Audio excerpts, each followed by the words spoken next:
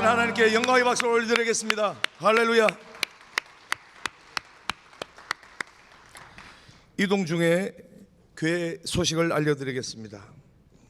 이번 속죄와 회복 기도회는 매일 저녁 8시에 금요일까지 드려지겠습니다. 성도님들 꼭 참석하셔서 많은 은혜 받으시고, 또 교구 식구들과 또 각 셀에 있는 우리 형제자매들에게 연락해 주셔서 많은 참여를 부탁드리기를 바라겠습니다. 이 시간에는 예배 이국 국장으로 섬기시는 한종규 장로님 나오셔서 성회를 위해 기도해 주시겠습니다.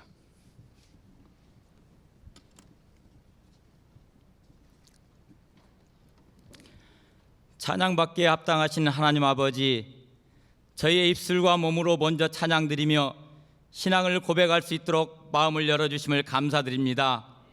올 한 해를 마무리하는 이 분주한 연말, 세상 속에 있지 않게 하시고 새벽 기도회에 연이어 속죄와 회복 기도를 허락하셔서 저희의 영을 더욱 새롭게 해주시니 감사합니다. 올 한 해 주신 복을 헤아려 볼 때 감사할 것들이 너무 많지만, 아직도 저희 속에 남아있는 죄악의 쓴뿌리들과 연약한 믿음으로 인하여 말씀대로 살지 못하였음을 고백합니다. 힘들 땐 기도하기보다 내 힘으로 하려고 했으며 온전히 주님께 맡기지 못하였습니다. 심는 데 인색하며 소외된 이웃을 제대로 섬기지 못하였고, 말씀 보기에 게을리하며 혈기와 미움과 분노로 정죄하며 판단하였습니다. 하나님 아버지, 그래도 믿음으로 주님 앞에 나와 회개할 수 있도록 은혜 내려주셨사오니 십자가 보혈로 정결케 하여 주시옵소서. 이번 속죄와 회복 기도를 통하여 불같은 성령 임하여 주셔서 진심으로 속죄케 하시고 저에게 회복의 기간이 될 수 있도록 은혜 내려 주시옵소서. 특별히 오늘 이 시간 김은호 목사님을 보내주셨사오니 귀한 말씀을 전하실 목사님께 성령 충만함과 권능을 주셔서 그 말씀이 능력의 말씀, 소망의 말씀 되게 하여 주시옵소서. 저희 영과 육이 새롭게 회복되게 하시고, 가정이 회복되게 하시고, 교회가 회복되게 하시고, 저희를 향한 하나님의 생각을 바로 깨달아 새로운 비전과 소망을 가지고 새해를 맞이하게 하여 주시옵소서. 이 나라 백성의 교만함과 무지함을 용서해 주시고, 간절히 부르짖는 성도들의 기도를 들으사 백성들에게 불신과 분열하게 하는 흑암의 권세들을 물쳐주시고, 국가의 모든 부처에 속해 있는 하나님의 제자들을 일으켜 세우사 혼란한 이 시골 속히 회복시켜 주시옵소서. 믿음의 청소년들이 세상 쾌락 문화에 빠지지 않도록 지켜주시고, 그들이 세계 선교에 앞장서 나갈 수 있도록 세계적인 영향력을 행할 수 있는 믿음과 지혜와 권능을 주시옵소서. 저 북한 땅에 기아로 죽어가는 생명들이 없도록 긍휼을 베풀어 주시고, 복음으로 속히 열려 평양 대붕의 시대가 회복되게 하사 마음껏 찬양하며 언제나 예배드릴 수 있는 땅으로 인도하여 주시옵소서. 항상 저희 성도들이 영육간에 축복받는 믿음 생활하기를 간절히 기도하며 말씀으로 양육하시는 오영택 담임 목사님, 오관석 원로 목사님, 사역 감당하시는 데 피곤치 않도록 영육의 강건함을 허락하시고 영력을 더하여 주사 이 교회를 통하여 하시고자 하는 모든 사역을 다 이룰 수 있도록 인도하여 주시옵소서. 이미도 정성껏 준비하여 올려드린 아가페 임마누엘 찬양대의 찬양으로 홀로 영광 받으시길 원하오며, 이 시간 하나님의 사랑과 은혜에 감사하여 주신 재물 중 일부를 기쁨과 자원함으로 올려드리오니 드리는 손길을 축복하여 주시고 하나님 나라 확장하는 데 귀히 사용되게 하여 주옵소서.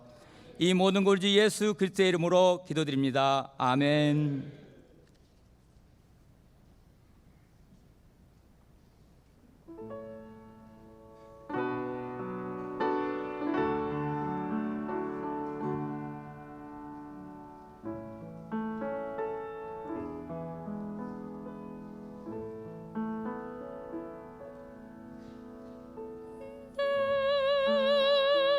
주를 가까이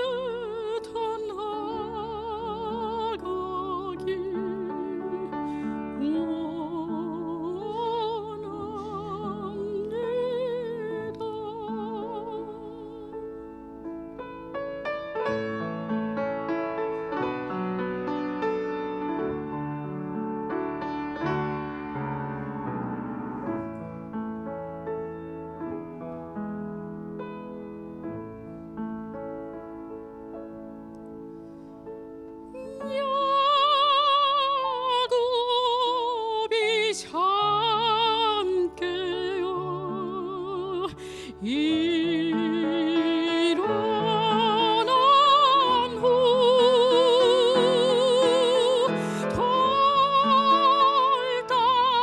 돌단을 쌓은 것 본받아서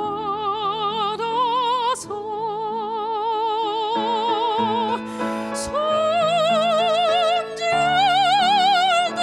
되도록 늘 찬송하면서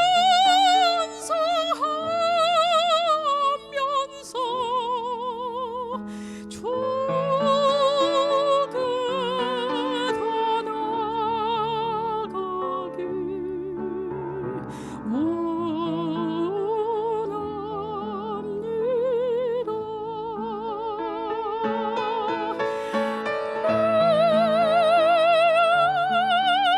생소는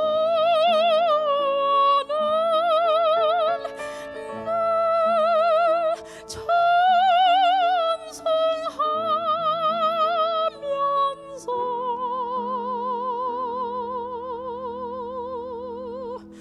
주께 더 나아가길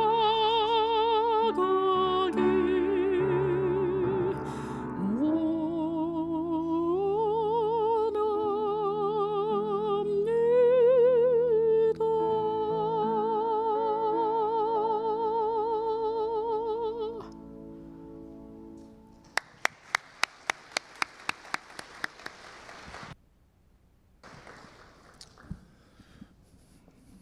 하나님의 말씀을 보시겠습니다. 오늘 우리에게 주시는 하나님의 말씀은 구약 성경 예레미야 29장 8절에서부터 11절까지의 말씀입니다. 구약 성경 예레미야 29장 8절에서부터 11절까지의 말씀입니다. 다 찾으신 줄 알고 봉독에 올리겠습니다. 만군의 여호와 이스라엘의 하나님께서 이와 같이 말하노라. 너희 중에 있는 선지자들에게와 점쟁이에게 미혹되지 말며 너희가 꿈도 고지 듣고 믿지 말라. 내가 그들을 보내지 아니하였어도 그들이 내 이름으로 거짓을 예언함이라. 여호와의 말씀이니라. 여호와께서 이와 같이 말씀하시니라. 바벨론에서 70년이 차면 내가 너희를 돌보고 나의 선한 말을 너희에게 성취하여 너희를 이곳으로 돌아오게 하리라. 여호와의 말씀이니라. 너희를 향한 나의 생각을 내가 아나니 평안이요 재앙이 아니니라. 너희에게 미래와 희망을 주는 것이니라. 아멘. 이제 강사 목사님, 김은호 목사님께서 너희를 향한 나의 생각은 이라는 제목으로 말씀을 증거해 주실 때 큰 은혜의 시간이 되시기를 바랍니다. 먼저 담임 목사님 나오셔서 강사 목사님 소개해 주시겠습니다.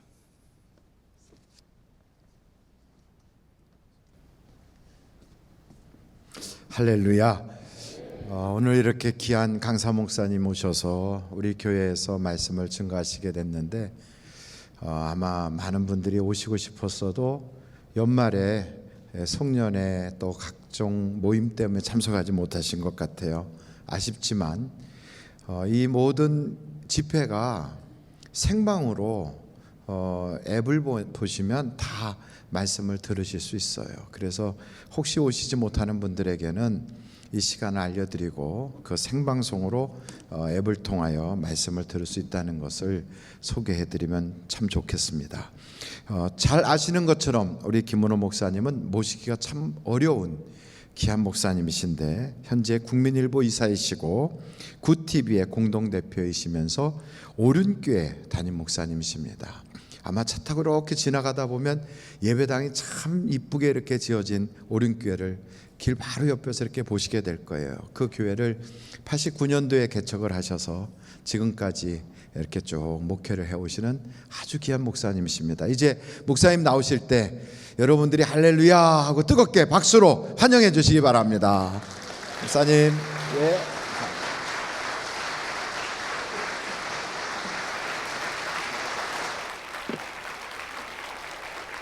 감사합니다. 모든 영광을 우리 주님께 올려드립니다.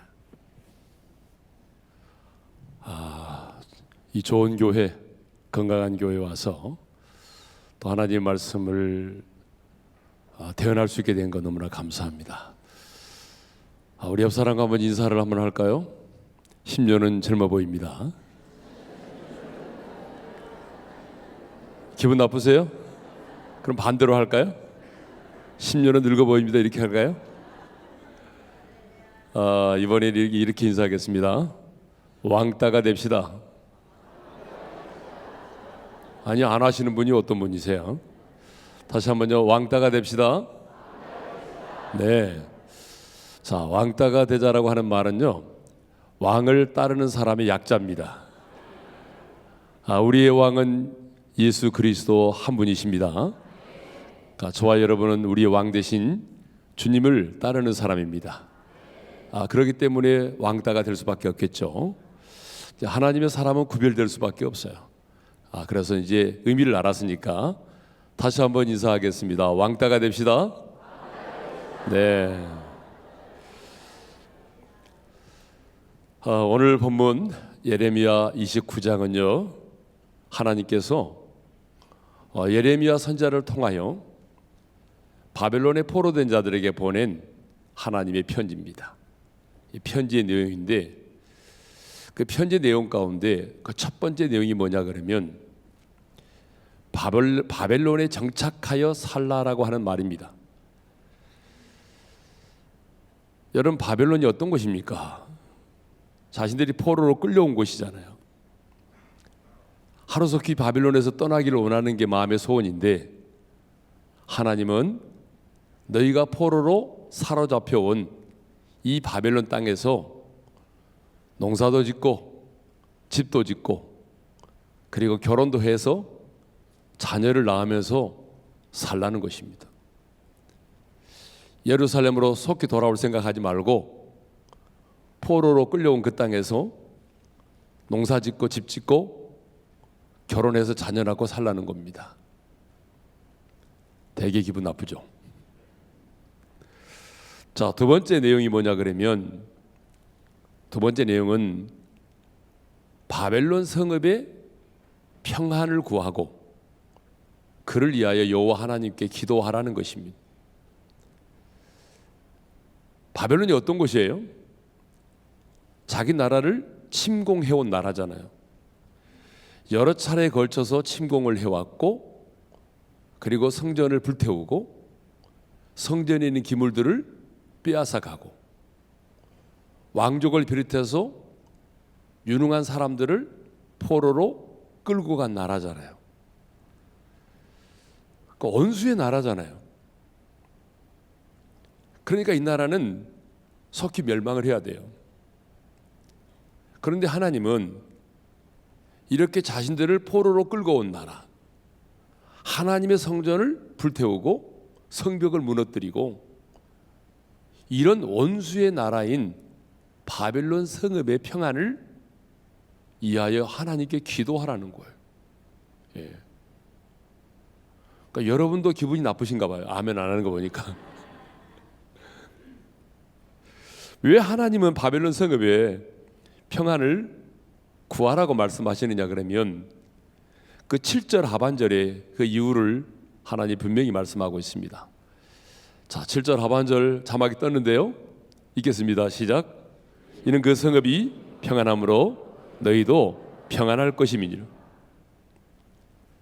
너희가 머물러 있는 이 바벨론 성읍이 평안해야 너희도 평안할 수 있기 때문이라는 거예요. 그렇습니다. 하나님의 사람은 내가 머물러 있는 그 성읍의 평안을 위하여 기도해야 합니다. 그러니까 여러분이 어떤 직장에 몸담고 있다면, 여러분은 내가 몸담고 있는 그 직장에 무엇을 위해서 기도해야 할까요? 벙어리 3명이만 오셨어요? 무엇을 위해서 기도해야 될까요? 그렇습니다. 내가 그 직장에 다니고 있으면 그 직장이 속히 무너지기를 위해서 기도하지 말고, 부도나기를 위해서 기도하지 말고, 내가 그 직장에 몸을 담고 있다면 내가 몸담고 있는 그 직장의 평안을 위해서 기도해야 합니다. 여러분의 가정은 뭐 말할 것도 없죠. 그러니까 여러분이 하나님의 사람으로서 어떤 가정에 시집을 갔어요? 그렇다면 하나님의 사람이 머물러 있는 나로 인하여 그 가정이 어떻게 해야 되겠어요? 평안해야 하는 것입니다. 평안해야 되는 겁니다. 네. 뿐만 아니라 내가 나하고 거래하고 있는 거래처도 어때야 되겠어요? 평안해야 되겠죠. 특별히 사랑하는 우리 조국 대한민국은 어때야 되겠어요? 평안해야 되겠죠. 지금 우리나라가 얼마나 혼란스러운지 모르겠어요. 너무나 혼란스럽습니다, 지금. 그러므로 하나님의 사람인 우리가 해야 될 일은 정말 나라의 평안을 위해서 기도해야 됩니다. 우리가 나가서 태극기를 흔들기도 하고 또 나가서 뭐 시위를 하는 것도 중요하지만 내가 그랬어요. 몇몇 젊은이들한테 진짜 나라를 사랑하느냐?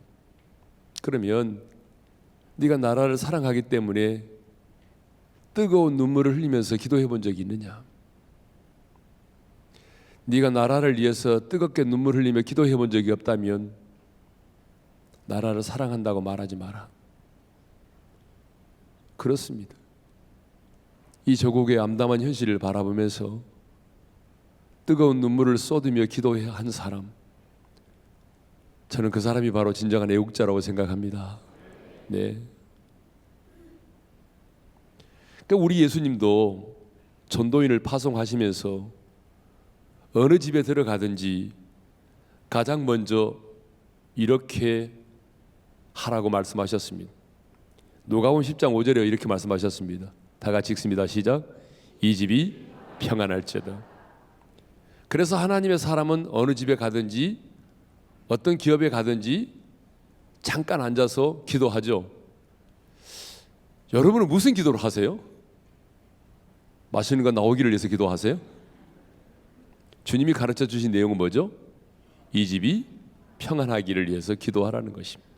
그러니까 하나님의 사람은 어디를 가든지 간에 그곳의 평안을 위해서 기도를 해야 합니다.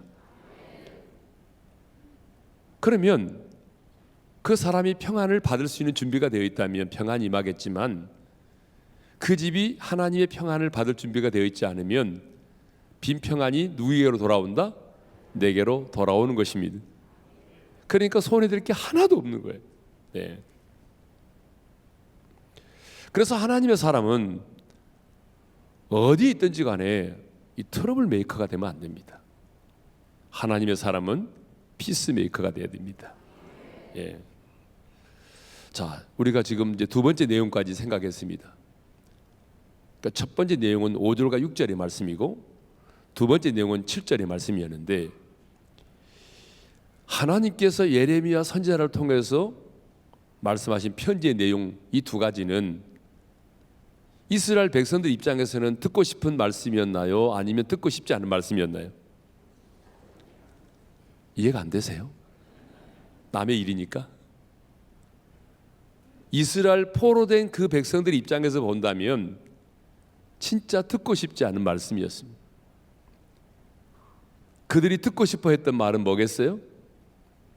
속히 바벨론은 망하게 될 것이고 너희들은 곧 돌아오게 될 것이다. 그 말을 듣고 싶었어요. 정말 그들은 그 말을 듣고 싶었다고요. 바벨론은 망하게 되고 너희는 곧 돌아오게 된다. 이 말씀을 듣고 싶었어요. 그런데 하나님께서 예레미야 선지자를 통하여 보낸 편지의 내용은 그게 아니에요. 돌아올 생각하지 말고 바벨론 땅에서 농사 짓고 집 짓고 결혼해서 자녀 낳고 살라는 거예요. 원수의 나라인 성읍에 평안을 구하라는 거예요. 진짜 기분 나쁜 얘기예요. 예. 사람들은요 언제나 자기가 좋아하고 듣고 싶은 말씀만 들으려고 합니다. 조금 내게 부담이 되고 희생이 요구되는 말은요 들으려고 하지 않아요. 요즘 젊은 세대들은요 부모가 무슨 말하면 또 잔소리, 아주 아예 말도 못 꺼내게 해요. 네. 갈수록 사람들은요 자기가 듣고 싶은 얘기만 들으려고 그래요. 듣고 싶지 않은 말은 아예 들으려고도 하지 않아요. 사람의 말만 그런가요? 아니에요. 이제는 하나님의 말씀을 들을 때도 마찬가지예요. 하나님의 말씀을 들을 때도 자기가 좋아하는 말씀만 들으려고 그래요. 조금 부담이 되는 말, 뭐 11조에 관한 메시지, 아니면 헌신에 관한 메시지, 회개를 촉구하는 메시지, 이런 말씀은요 잘 안 들으려고 그래요. 설교 중에 은혜 받다가도 헌금 얘기 나오면 분위기가 싹 바뀝니다. 표정이 확 달라져요. 사람들은요 늘 자기가 좋아하는 말씀만 들려고. 여러분이 가지고 다니는 성경책도 펴보면 금방 알아요. 어떤 말씀에 형광펜이 쳐 있어요? 내가 좋아하는 말씀이죠. 네 자신을 부인하고 십자가를 지고 나를 따르라, 이 말씀은 잘 안 해요. 뭐 좋은 말씀, 영원히 할 때까지 범사가 잘 되고 머리가 될전증 뭐 꼬리가 되지 말고 뭐 이런 얘기들, 자기가 좋아하는 말씀은 다 언더라인하고 밑줄 짝 하죠. 그런데 부담이 되는 말씀은 들으려고 하지 않아요. 그런데 여러분, 자기 자신이 듣고 싶은 말씀만 듣는 사람은요 어리석은 사람이에요. 어떤 사람이라고요? 어리석은 사람이에요. 이 사람은요 절대로 성숙한 사람이 될 수가 없어요. 네. 그러니까 순실이를 보세요. 어리석잖아요. 자기가 듣고 싶은 얘기만 듣는 거예요. 예? 그러니까 우리나라의 지금 리더십의 문제가 바로 그런 거 아닙니까? 자기가 좋아하는 얘기만 듣는 거예요. 쓴소리는 안 듣는 거예요. 쓴소리도 들어야 되거든요. 그러니까 사무엘은 어떻게 하나님의 말씀을 받았습니까? 말씀하옵소서 주의 종이 듣겠나이다. 할렐루야. 따라서 합시다. 말씀하옵소서 주의 종이 듣겠나이다. 여러분, 우리는 언제나 이런 자세로 말씀을 받아야 돼요. 주님 말씀만 하십시오. 그러면 종이 듣겠습니다. 이렇게 열린 마음, 이렇게 사모하는 마음으로 하나님의 말씀을 받아야 될 줄로 믿습니다. 예. 우리가 이렇게 순종하고자 하는 마음으로 말씀을 받게 되면 놀라울 만큼 내 자신도 놀랄 정도의 믿음의 성장이 이루어지는 것입니다. 그러니까 여러분들이 알 거예요. 그러니까 믿음이 어느 정도 성장하다가 어느 수준에 머물러 있어요 지금. 근데 이 왜 머물러 있는가 여러분은 알아요. 내 믿음이 왜 이렇게 성장하다가 어느 순간 머물러 있지? 알아요. 그게 뭔지 알아요? 말씀은 듣기만 하고 순종하지 않아서 그래요. 여러분, 말씀을 듣기만 하고 순종하지 않으면요 성장이 없어요. 그러니까 우리는 너무 말씀을 듣는 일에 익숙해 있어요. 그러니까 말씀을 너무 잘 알고 있어요. 그러니까 듣기만 하고 뭐죠? 순종이 없는 거예요. 그러니까 믿음의 성장이 멈춰버린 거예요. 예. 우리가 정말 믿음의 성장을 이루려면 끊임없이 하나님의 말씀으로 내가 받고, 그리고 내 삶의 현장에서 그 말씀대로 순종하여 나아가야 됩니다. 그럴 때 내 믿음의 성장이 이루어지고, 그리고 말씀 가운데 그 말씀대로 행하시는 신실하신 하나님을 내가 경험할 수 있습니다. 아멘을 참 잘해 주셔서 고마워요. 네. 보통 이제 여기는 금자리, 은자리, 잠자리 그러잖아요. 네. 물론 뭐 뒤에 오신 분들 잠자리 안 됐다고 말은 안 하지만 와주셔서 감사해요. 이 연말에 얼마나 바빠요 사실은. 네. 그런데 여러분들이 이렇게 은혜를 사모하는 마음으로 이 자리에 나오셨으니까 저는 오늘 이 밤에 기적이 일어날 줄로 믿습니다. 그러니까 믿음은 뭐예요? 바라는 것들이 실상이에요. 그러니까 여러분들이 나올 때 오늘 또 뭐 그저 그렇겠죠. 그러면 그저 그런 은혜만 받고 돌아가는 거고요. 내가 오늘 정말 살아계신 하나님을 인격적으로 만나야지. 그러면 그 하나님을 만나게 되는 역사가 일어날 줄로 믿습니다. 네. 세 번째 편지의 내용이 있습니다. 세 번째 편지의 내용이 뭐냐면 이 8절과 9절에 나오는 말씀인데 거짓 선지자들에게 미혹되지 말라라고 하는 것입니다. 우리 8절의 말씀을 한번 화면을 통해서 읽겠습니다. 시작. 만군의 여호와 이스라엘의 하나님께서 이와 같이 말하노라. 너희 중에 있는 선지자들에게와 점쟁이에게 미혹되지 말며 너희가 꾼 꿈도 고지 듣고 믿지 말라. 네. 이 바벨론의 포로로 끌려온 사람들 중에 누가 있었냐 그러면 거짓 선지자들이 있었고 점쟁이들이 있었단 말입니다. 그런데 이 거짓 선지자들은 포로로 끌려와 있으면서 바벨론이라고 하는 나라에 어떤 이상한 사건이 생기고 징후만 나타나면 자기들 나름대로 해석을 합니다. 아, 이건 바벨론이 이제 망할 징조야. 바벨론은 이제 곧 망하게 될 것이고 우리는 이제 예루살렘으로 돌아가게 될 거야 라고 얘기를 했다는 거 아닙니까? 하나냐 같은 거짓 선지자는 뭐라고 말했냐면 2년 안에 바벨론이 망한다. 그리고 우리는 돌아가게 된다. 자, 그러면 여러분들이 지금 바벨론의 포로로 끌려와 있어요.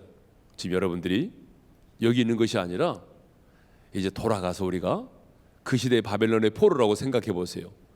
여러분 포로된 생활이 기분 좋겠죠? 그러면 내가 지금 바벨론의 포로로 잡혀와 있는데 날마다 노예 같은 삶을 살고 있는데 예레미야 선지자는 포로 생활 70년이 차야 예루살렘으로 돌아간다고 예언하고 거짓 선지자는 곧 망하게 될 것이고 하나냐 같은 선지자는 2년 안에 망하게 된다. 2년 안에 돌아가지 않으면 내 손에 장을 짓는다. 물론 그런 말은 없습니다. 요즘에 장을 짓는다 해놓고 안 짓는 분이 계시거든요. 그러면 여러분은 누구 말을 듣겠어요? 솔직히 말해봐요. 여러분이라면 누구의 말을 듣겠어요?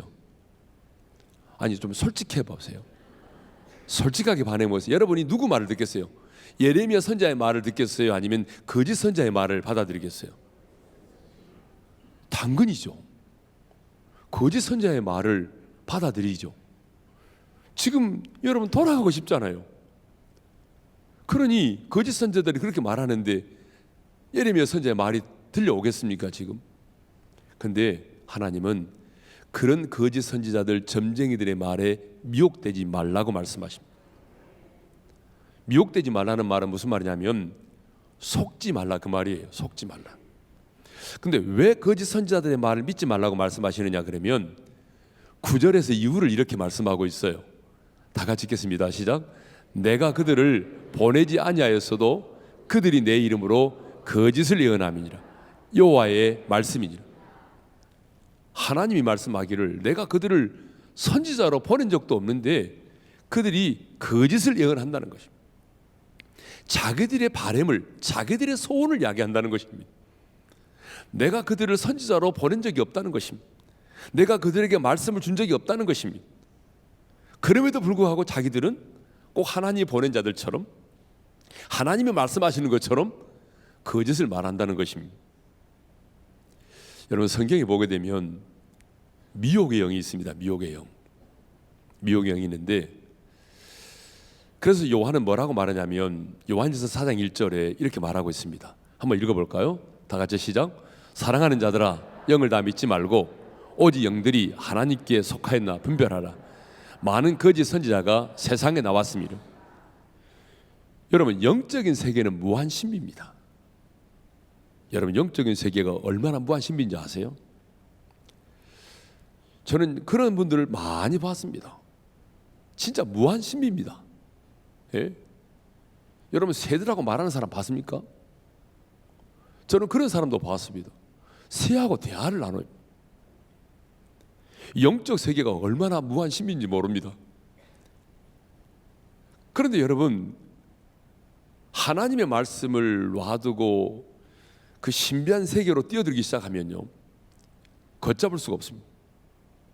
그래서 우리는 하나님 말씀이 가는 데까지만 가고 멈춰야 돼요. 그렇지 않으면요, 여러분 미혹의 영에 넘어집니다. 이 세상에는 거짓 선지자가 많다는 것입니다. 우리들 주변에 뭐 신천지부터 시작해가지고 안상홍, 하나님의 교회, 뭐 구원파, 이게 다 미혹의 영들입니다. 미혹의 영들이에요, 미혹의 영들. 예. 신천지 손 들어보세요.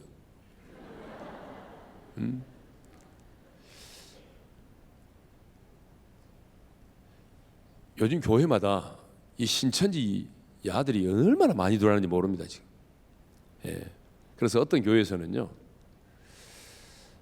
신천지를 색출해 내기 위해서 신천지에서 나오신 그 신목사님 계시잖아요. 예고 없이 그분을 설교자로 세우고, 그리고 설교하기 전에 성도들에게 설문지를 쫙 돌렸어요. 과거에 교회에 대해서, 목사님 설교에 대해서 부정적으로 말한 사람이 있었느냐. 왜냐하면 항상 거기서부터 시작하니까.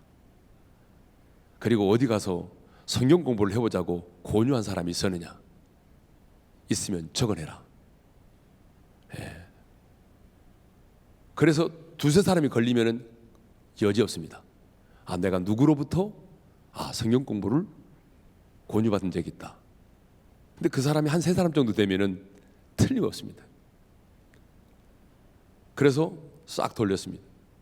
그리고 혹시 또 모르니까, 그 가정은 모르니까 성도들 얼굴을 쳐다보라고 하면서 카메라를 전체 성도들 화면을 잡으면서 이만희 빵꾸 똥꾸를 예치겠습니다.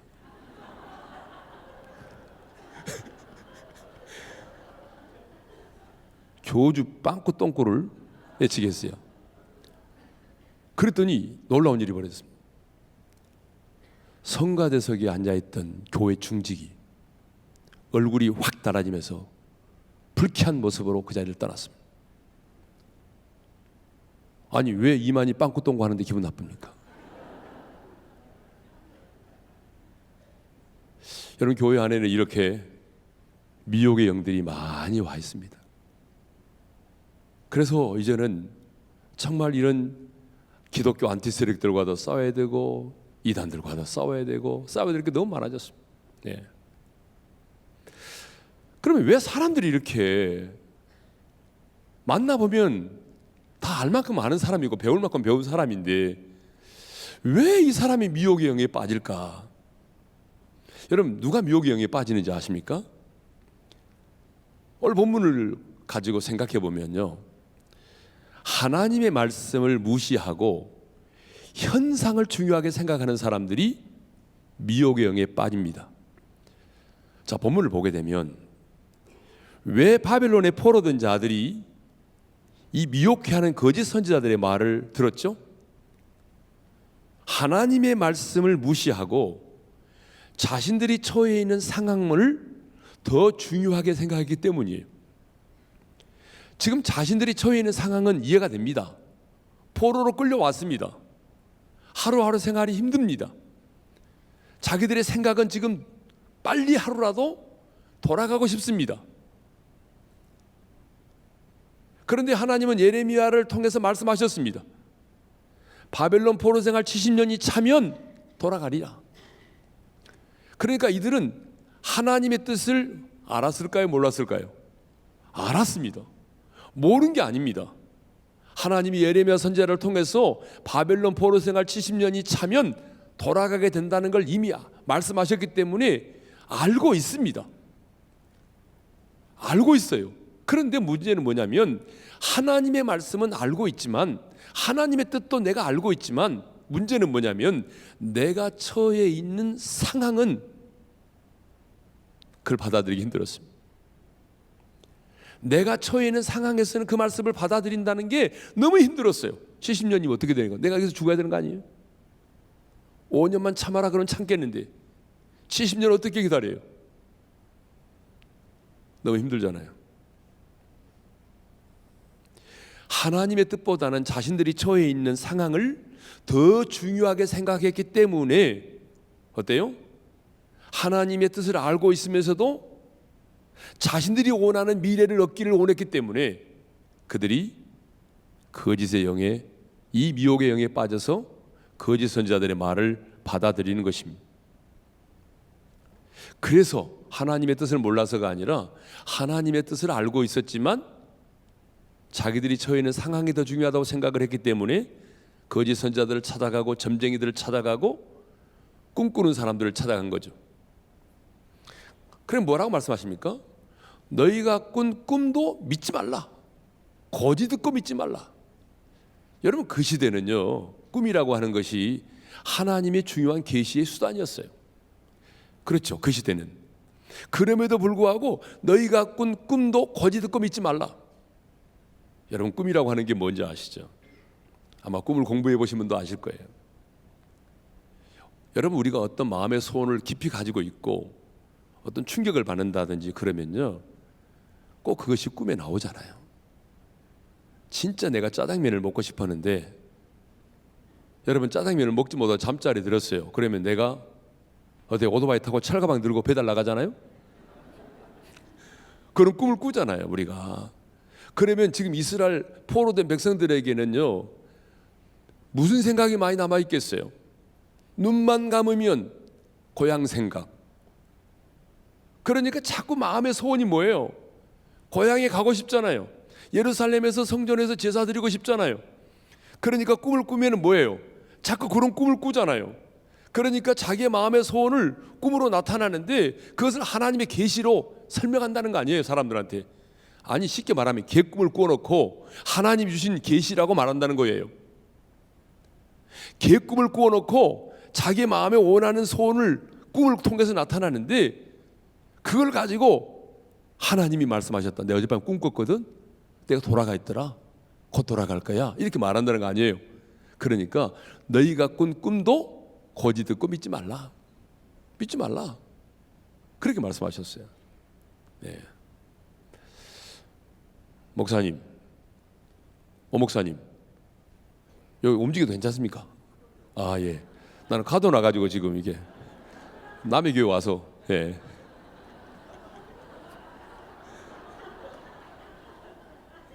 여러분, 미혹의 영에 넘어지는 사람들이 보게 되면 말씀보다는 현상을 더 중요하게 생각합니다. 현상. 자, 예를 들어 볼까요?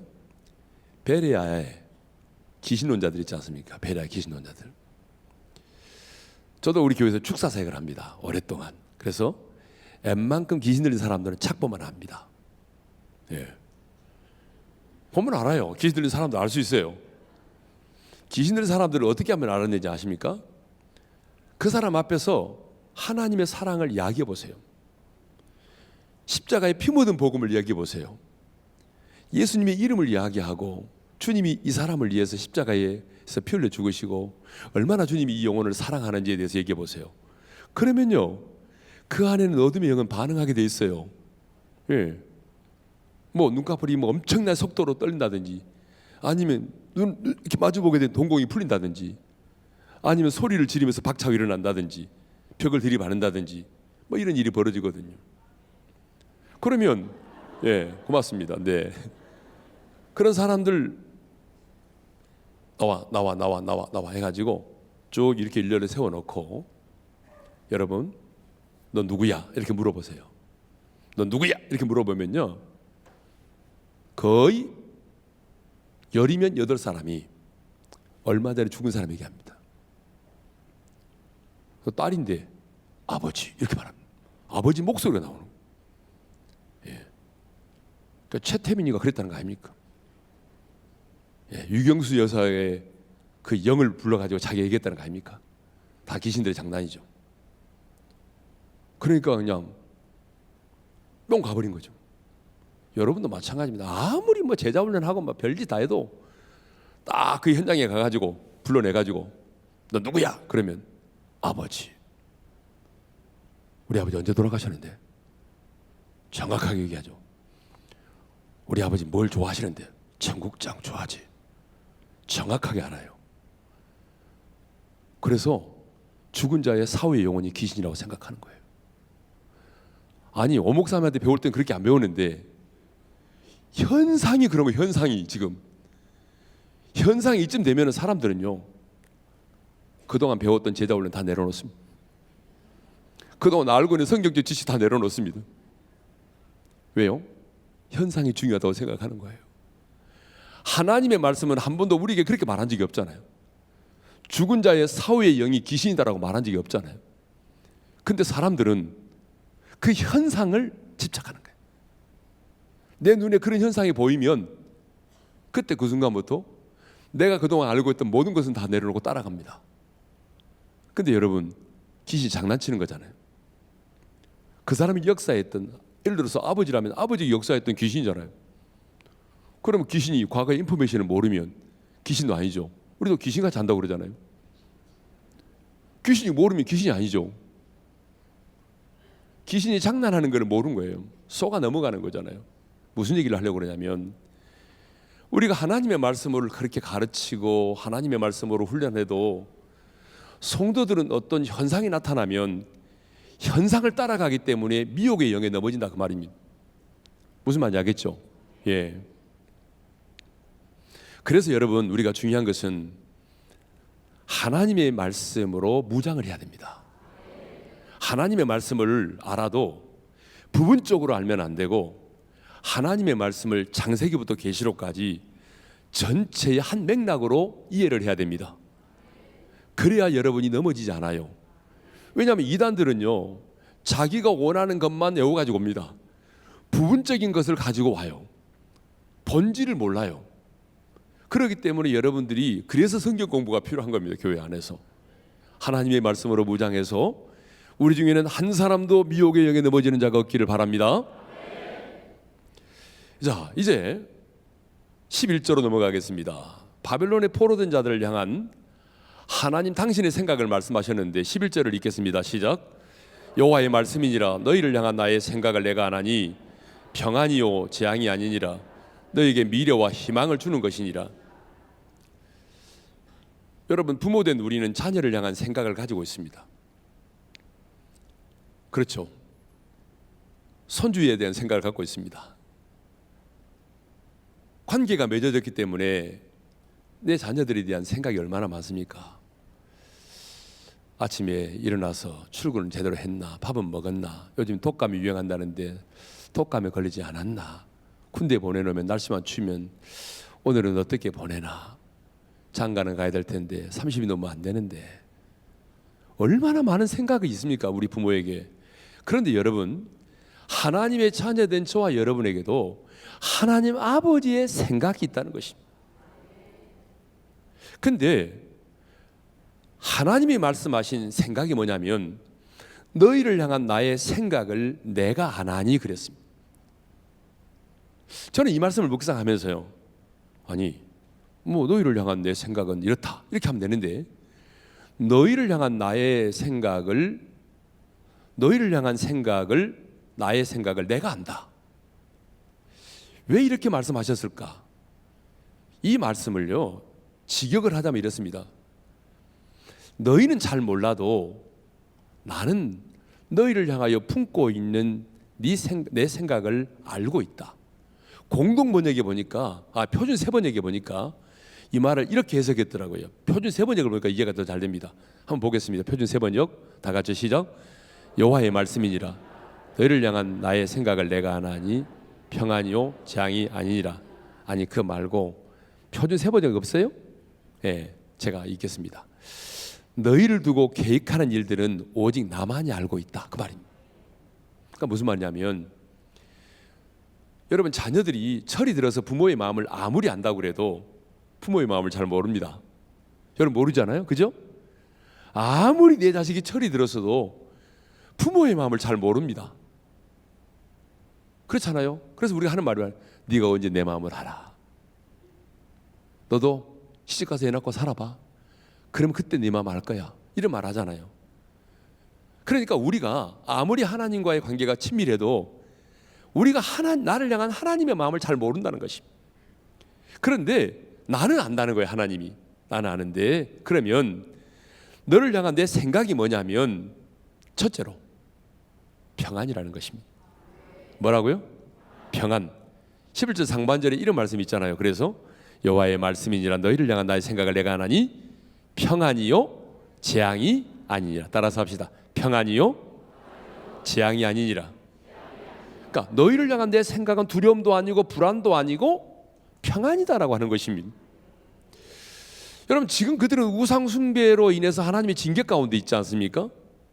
하지만 하나님은 나의 백성들이, 내 언약의 백성들이 비록 우상을 숭배하고 타락하여 하나님 당신의 징계 가운데 있을지라도 하나님은 내 사랑하는 언약의 백성들이 평안을 누리며 살기를 원하셨습니다. 모든 것이 낯설고 이국 땅에서 포로의 신분을 가지고 힘들게 하루하루를 살아가고 있을지라도 하나님은 평안을 누리며 살기를 원하셨습니다. 그러니까 오늘 저와 여러분을 향한 하나님의 생각이 뭐겠어요? 평안입니다. 여러분, 이걸 아셔야 돼요. 저와 여러분을 향한 하나님의 생각은 성공이 아닙니다. 저와 여러분을 향한 하나님의 생각은 직장 취직이 먼저가 아닙니다. 저와 여러분을 향한 하나님의 생각은 뭐가 먼저냐? 평안이 먼저입니다. 왜 그럴까요? 내가 이 세상에 가지고 싶은 모든 것을 다 가지고 있다고 할지라도, 내가 원하는 것을 다 이루었다고 할지라도 평안이 없는 축복은 축복이 아니기 때문입니다. 여러분, 동의하십니까? 아멘입니까? 그렇습니다. 평안이 없는 축복은 여러분 축복이 아닙니다. 우리가 아무리 좋은 환경에 살아도 120평짜리 아파트에 살고 여러분 돌침대에서 한강을 쫙 바라보면서 그렇게 잠자리에 들어도 여러분 저녁에 잠을 이루지 못해. 그러면 평안이 없으니까 축복 아니잖아요. 예? 예전에 황수관 박사가 저에게 와서 간증을 할 때 그런 얘기 하더라고요. 자기가 늦은 나이에 공부를 하느라고 집을 팔아서 학비 내느라고 친척집에 가서 방 한 칸 얻어가지고 아들하고 딸하고 살았대요. 근데 그때 자녀들이 대학 다닐 때인데 책상을 놓을 공간도 없으니까 칼잠을 잤대요. 칼잠. 책상 놓을 공간도 없으니까 방 한 칸 얻어가지고 친척집에서 칼잠 자는 거 알죠? 반드시 못 눕고 이렇게 칼잠을 자는 거예요. 그런데 나중에는 이제 방송도 뜨고 자기가 뭐 교수도 되고 그래가지고 좋은 아파트에서 살고 있지만 내 인생 가운데서 가장 행복했던 순간이 언제냐 그러면 그 단칸방에서 가족들과 함께 칼잠 잘 때가 행복했대요. 그때가 내 인생에 가장 행복했던 순간이라고 말하더라고. 평안이 없는 축복은 축복이 아닙니다. 자, 두 번째는 뭐죠? 미래와 희망입니다. 그래서 11절에 보니까 여호와의 말씀이니라. 너희를 향한 나의 생각을 내가 하나니 평안이요 재앙이 아니니라. 그 다음에요, 너희에게 미래와 희망을 주는 것이니라. 지금 이스라엘 백성들에게 필요한 것은 미래와 희망이라는 것입니다. 공동 번역을 한번 살펴봤더니 이 미래와 희망을 준다는 말을 아주 쉽게 설명을 했더라고요. 뭐라고 설명했냐면 밝은 앞날이 너희를 기다리고 있다, 이렇게 설명했어요. 밝은 앞날로. 여러분, 지금 그들은 우상을 숭배하고 회개치 아니한 까닭에 바벨론의 포로로 끌려와 있습니다. 앞으로도 돌아가려면 70년이라는 세월이 있어야 됩니다. 그리고 예루살렘의 성벽은 무너졌습니다. 하나님의 성전은 불에 탔습니다. 예루살렘의 거리는 항목화되었습니다. 세계 최고의 강국인 바벨론은 쉽게 무너질 것 같지 않습니다. 조국의 현실을 생각해 볼 때, 포로된 자신들을 돌아볼 때에 아무런 소망이 보이지 않습니다. 미래가 보이지 않습니다. 모든 것이 암담하기만 한 그런 상황입니다. 하지만 하나님은 미래가 보이지 않는 그 상황 속에서도, 암담하기만 한 그 상황 속에서도 하나님은 그들이 미래를 포기하지 않고 미래의 희망을 갖기를 원하셨습니다. 지금은 포로가 돼서 고통스러운 나날을 보내고 있지만, 그래, 우리도 언젠가는 고국으로 돌아가서 무너진 예루살렘을 회복하고 예루살렘의 성벽을 재건하고 그곳에서 하나님께 제사를 드리는 날이 분명히 올 것이야 라고 하는 그 소망을 가지고 오늘의 고통을 이겨내기를 원하셨습니다. 아직 상황이 변한 것은 아무것도 없습니다. 하지만 주님은 그들이 미래에 대한 소망을 갖기를 원하셨습니다. 지금 우리가 이 땅에서 누려야 될 축복이 평안이라면 희망은 미래적인 것이라고 말할 수 있겠죠. 소망은 언제나 우리의 미래와 관련되어 있습니다. 아직 이루어지지 않았지만 하나님의 약속을 인하여 그것이 이루어질 것으로 믿는 신앙이 뭐죠? 그게 바로 소망입니다. 그렇다면 저와 여러분을 향한 하나님의 생각이 뭐라고요? 미래와 희망입니다. 이것을 다른 말로 말하면 꿈과 비전입니다. 또 다른 말로 말하면 밝은 앞날입니다. 여러분, 마귀의 생각이 뭔지 아세요? 마귀의 생각은 언제나 자포자기입니다. 마귀가 가장 많이 사용하는 말이 뭔지 아세요? 마귀가 가장 많이 사용하는 단어가 있습니다. 끝이라는 단어입니다. 끝. 그래도 마귀는 언제나 우리에게 말합니다. 너는 끝이야. 하나님이 너를 사랑하지 않아. 내 인생 끝났어. 이게 마귀가 가장 많이 사용하는 말입니다. 그렇다면 하나님의 생각이 뭐죠? 하나님이 우리에게 가장 많이 들려주고 싶어하는 메시지가 뭔지 아세요? 다시입니다. 아무리 넘어졌어도 다시 시작해봐. 내가 너를 도와줄게. 여러분, 하나님은요, 아무리 쓰러지고 넘어져도 언제나 우리에게 말씀합니다. 다시 시작해봐.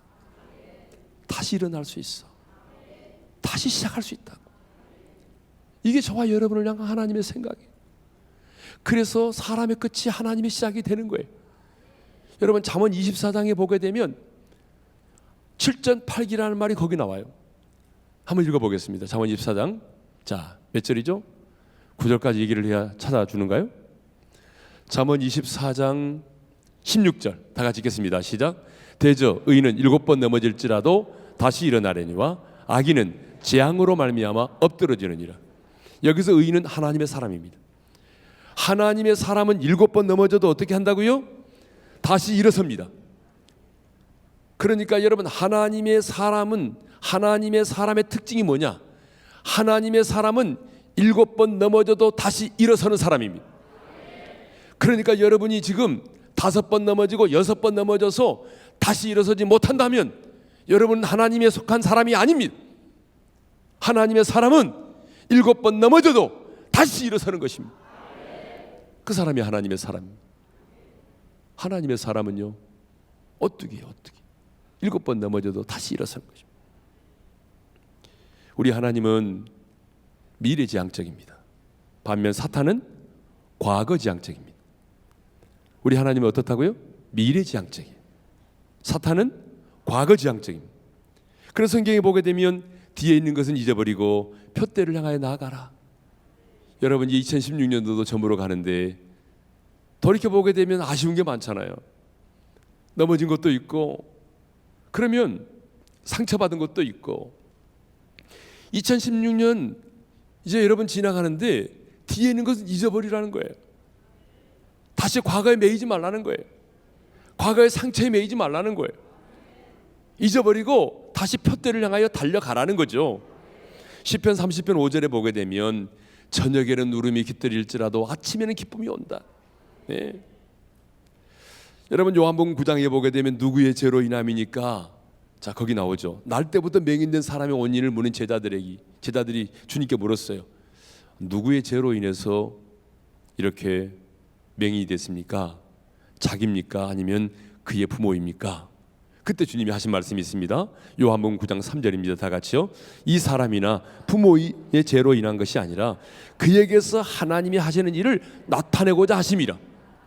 사람들은요, 어떤 일이 벌어지면 자꾸 과거로 돌아가가지고 과거지향적이에요. 자꾸 과거를 가지고 이 사람을 정죄하려고 그래요. 그런데 이게 사탄의 역사입니다. 사탄은 과거지향적이에요. 근데 우리 하나님은 미래지향적입니다. 우리 하나님은 언제나 미래예요, 미래.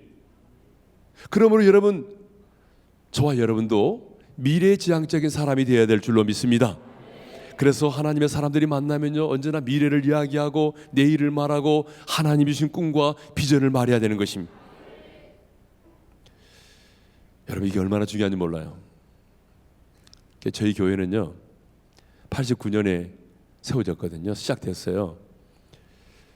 94년 예배갱신하고요 의자 13개 놓고 제가 하나님이 주신 비전을 막 선포했어요. 예, 비전을 선포했어요. 의자 13개 있을 때 상가에서 우리 교회는 한국교회 대안을 제시하는 교회가 될 것입니다. 그랬어요. 근데 아무도 아멘을 안 했어요. 제 아내도 웃었어요. 왜냐하면 제 아내도 사라의 웃음. 이건 말이 안 된다는 거예요. 의자 13개 놓고 상가에서 무슨 한국교회 대안을 제시하고 막 이렇게 하니까 아무도 아멘 안 했어요. 그래서 저 혼자만 선포했어요. 저 혼자만 기도하고. 근데요 세월이 흘렀는데 하나님이 그런 교회를 세워주셨습니다. 한국교회 대안을 제시. 그래서 저희 교회는요 뭐 여러분 잘 모르시겠지만 저희만을 위한 프로그램은 별로 없습니다. 우리 교회 프로그램은 다 한국교회 대안을 제시하고 한국교회를 섬기는 프로그램이에요. 예, 대부분 그래요. 예, 뭐 시간이 없어서 설명할 수가 없지만 다니엘 기도회 여러분 들어보셨어요 혹시? 아시는구나. 예, 이게 작년에 올해죠. 19차 다니엘 기도회는 3,212개 교회가 함께했어요. 작년에 1,072개 교회가 함께했거든요. 끝나는 날 제가 3,000교회를 선포했습니다. 그때도 성도들이 아멘하는 사람은 3분의 1밖에 안 됐어요. 그런데 3,212개 교회가 다니엘 기도회에 함께 라이브로 동참을 했어요. 교단과 교파를 초월해서 226개 시군군에서 같은 시간대에 각 교회에 모여서 하나님을 예배하고 함께 하나님을 찬양하고 함께 부르짖어 기도하고. 와, 이 놀라운 역사. 예, 얼마나 놀라운 역사입니다. 예. 근데요 이 비전이 그래서 중요한 거예요. 저는 그래서 그때도 그랬어요. 여러분 제가 예배당 짓기 전에도요 내가 예배당을 지으면 이렇게 지으리라 생각을 했어요. 그리고 새벽일 같은 주의 청년들이 사방팔방에서 구름대처럼 나와서 하나님의 거룩한 보좌 앞에서 거룩한 손을 들고 하나님을 예배하고 그들이 주님을 인격적으로 만난 다음에 열방을 향하여 나가는 모습을 그림으로만 그린 것이 아니라 선포했어요. 그랬더니 정말 믿으면 바라는 것들이 실상이에요, 여러분. 예? 여기도 하늘 비전교회잖아, 그죠? 그랬더니 말이에요. 정말 뭐 새벽에서 같은 청년들이 구름대처럼 몰려. 예? 우리 교회는요. 아까 목사님도 잠깐 얘기했지만 내가 얼마나 우리 교회 얘기 안 하려고 그랬는데 새 가족이 1년에 3,000명 이상 등록해요. 근데 최근에는 이제 공간이 예배드릴 공간이 없어요. 들어올 수가 없어요. 그래서 2,500명으로 줄었어요. 근데 대학 청년부 등록 비율이 얼마인지 아세요? 46%예요.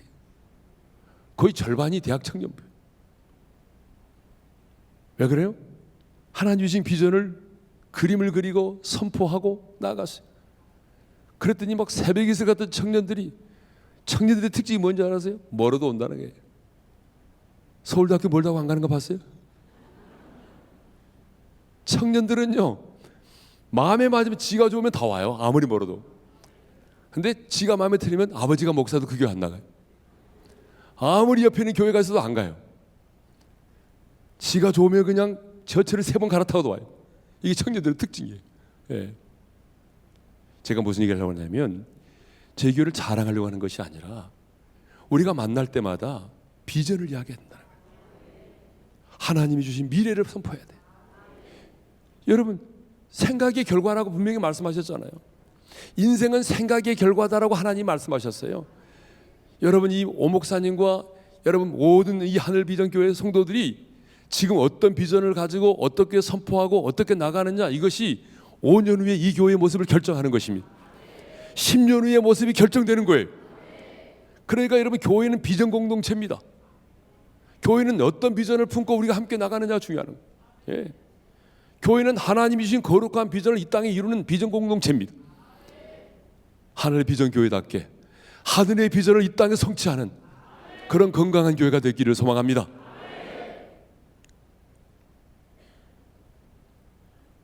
바벨론의 포로로 끌려온 이스라엘 백성들의 입장에서 본다면 그들은 지금 신앙적 회의와 절망에 빠졌습니다.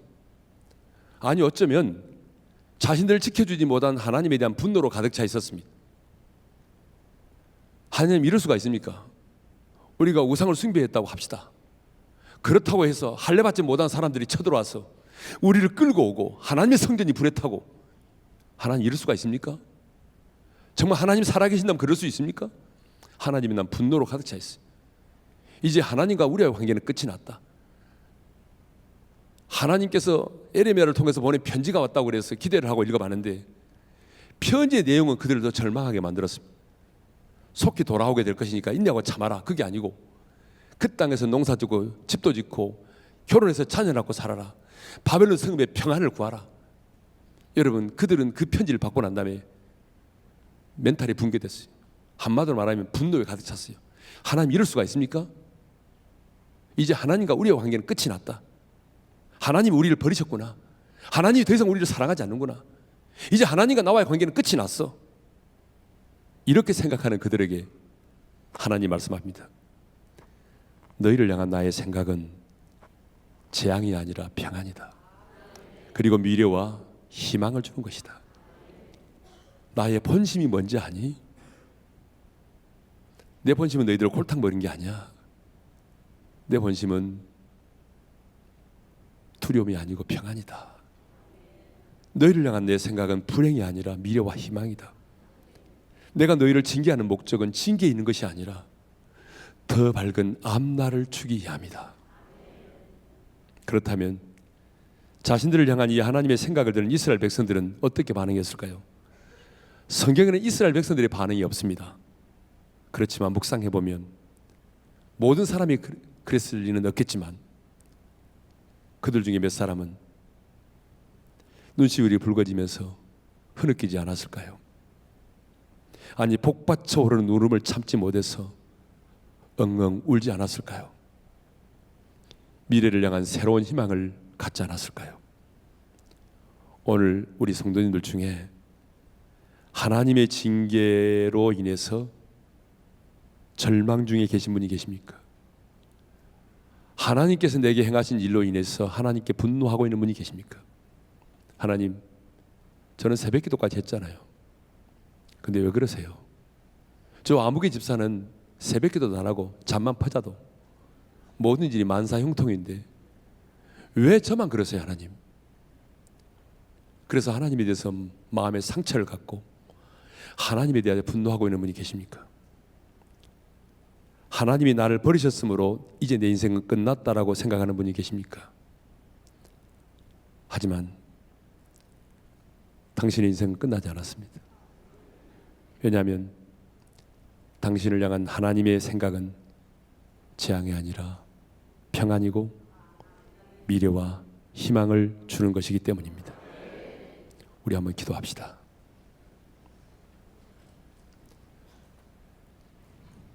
사랑하는 성도 여러분, 신앙생활 하면서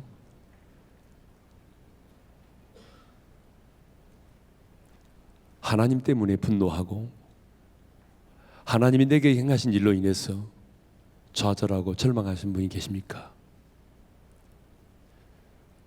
아니 어쩌면 하나님이 나를 버리셨구나, 하나님이 나를 포기하셨구나 라고 생각되는 분이 계십니까? 아닙니다. 그들은 끝났다고 생각했지만 그들을 향한 하나님의 생각은 끝이 아니라 평안이었습니다. 너희들이 지금 징계 가운데 있을지라도, 포로의 신분으로 하루하루 힘들게 살아가고 있을지라도 너희를 향한 내 생각을 좀 알았으면 좋겠어. 사랑하는 아들아, 사랑하는 딸아, 제발 너희를 향한 내 생각을 너희가 이해하고 오해를 풀었으면 좋겠어.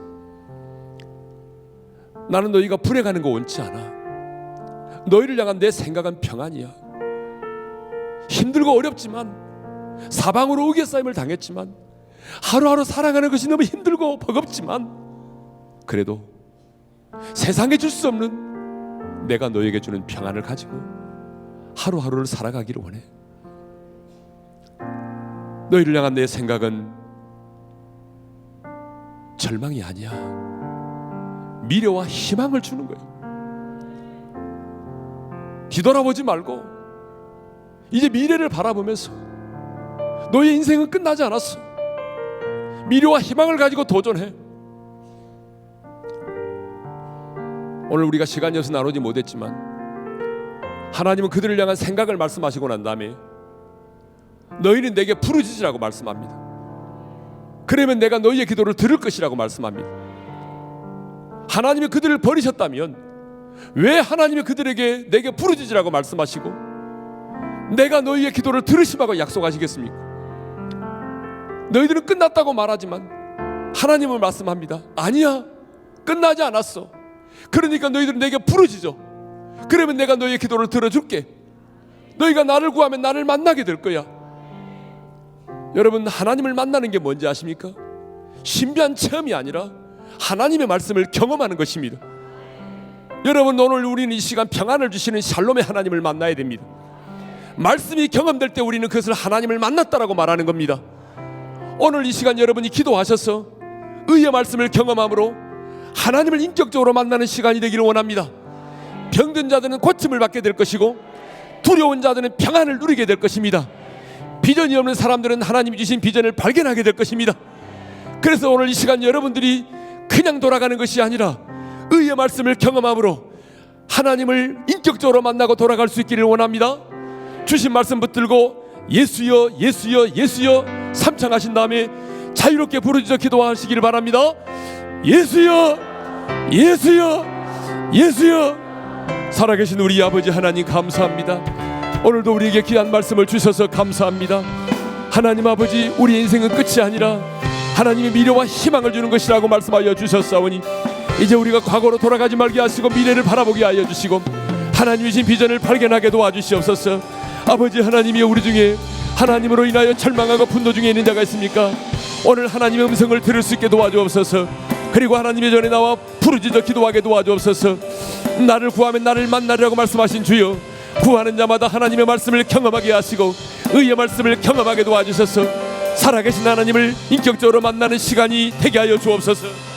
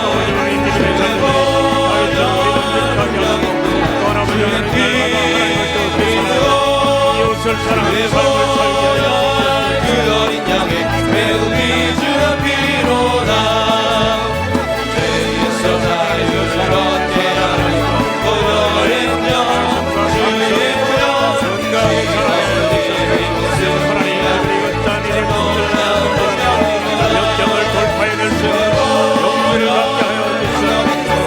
주의 피 주시고 주의 보혈 그 어린 양의 매우미 주가 피로다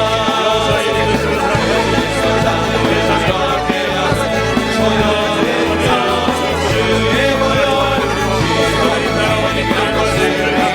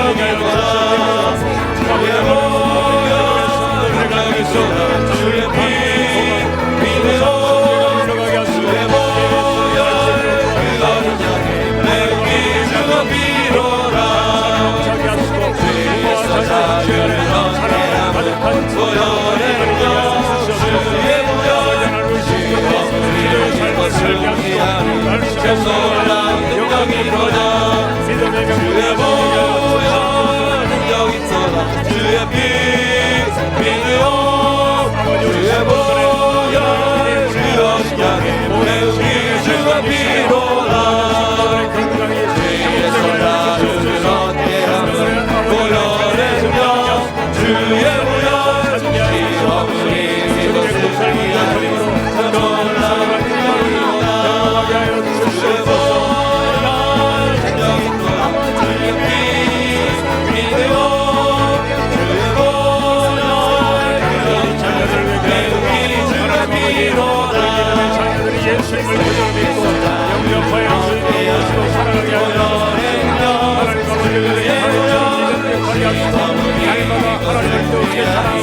이웃을 나누는 삶을 살게 하여 주시옵소서.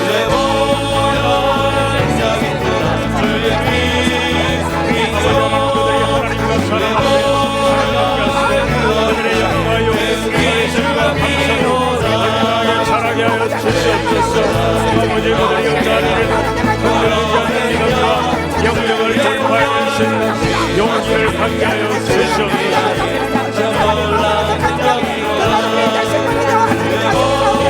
그들의 요셉의 믿음과 요사의 리더십을 허락하셔서 세상의 복을 흘려주는 축복의 통로가 삶을 살게 하여 주시옵소서. 또 아버지 그들의 나라와 민족과 세계를 향한 하나님의 계획을 발견하게 하시고 이 시대의 세인과 위대한 인물들이 다 되게 하여 주시옵소서.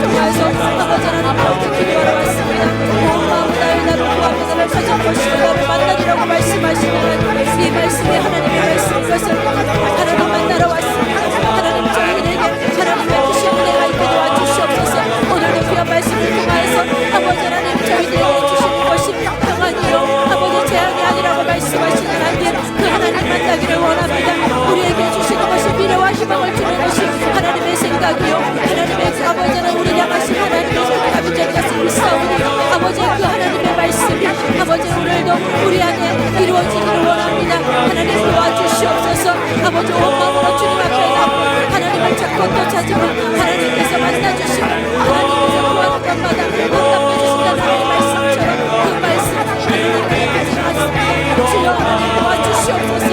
아버지는 저희를 하시기를 구한 모든 기도의 제목을 하나님의 성달게 하지 마시고 그렇지 않게 하시고 아버지는 하늘 바라고 바라고 마음으로 왔사오니 그 시를 대로 하여 주셔서 그것을 만나는 아버지의 땅을 아니죠. 주님의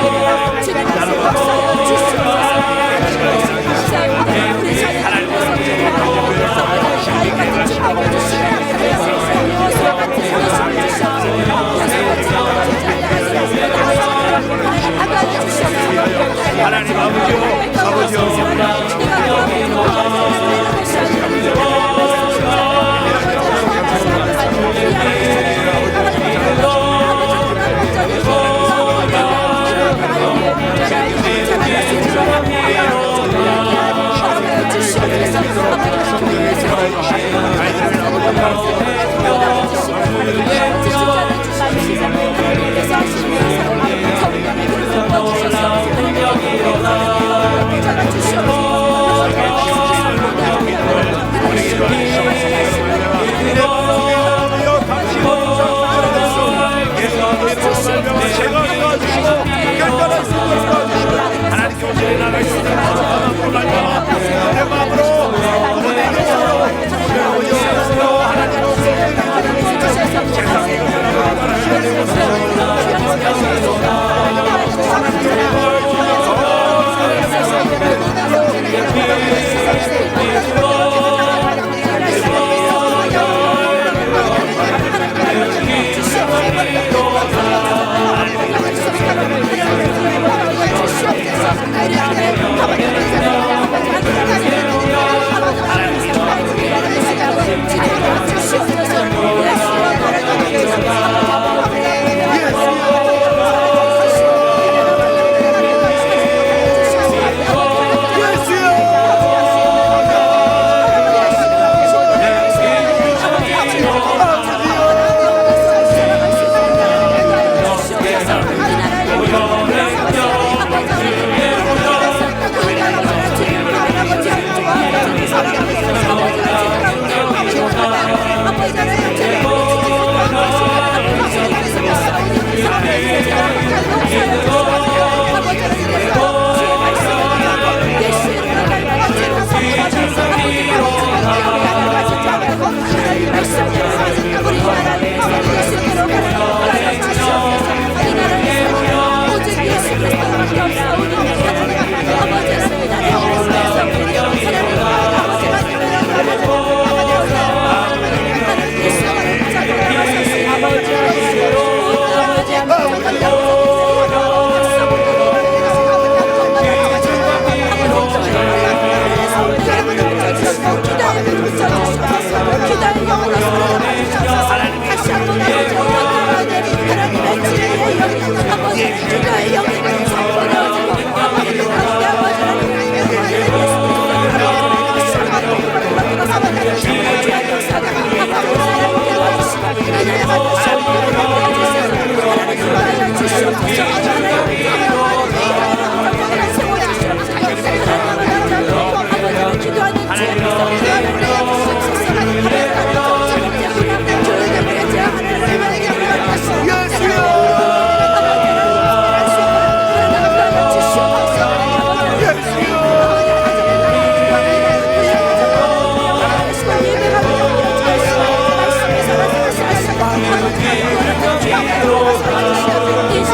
인도심을 주시옵소서. 여호수아 같은 진짜의 하시옵소서. 하나님 하나님 주시옵소서.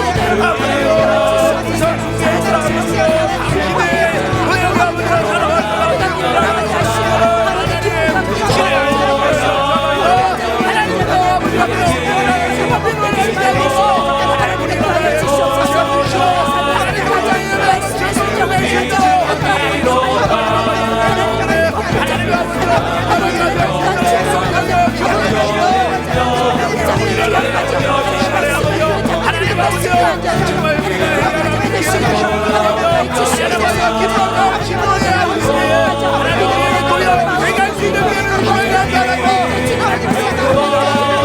하나님